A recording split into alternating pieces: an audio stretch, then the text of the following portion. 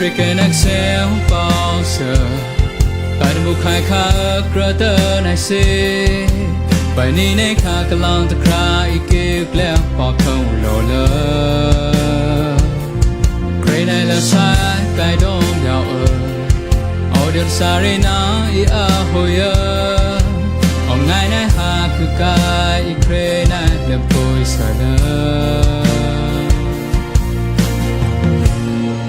Khai ở này ra xem mà ni ai ta pray này khá lên lẹo lẹo on từ từ này xe ta mê về mua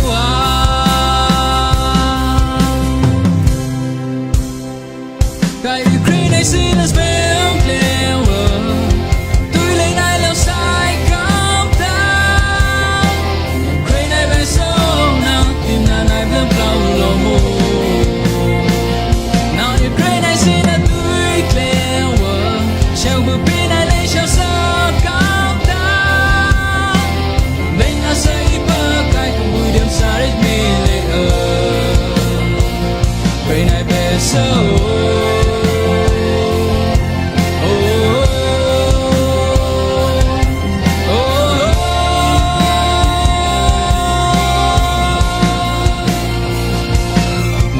Sẽ là clean về mồm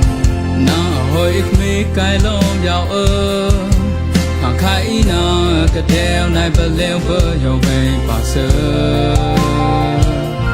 về này là sai cái đông giàu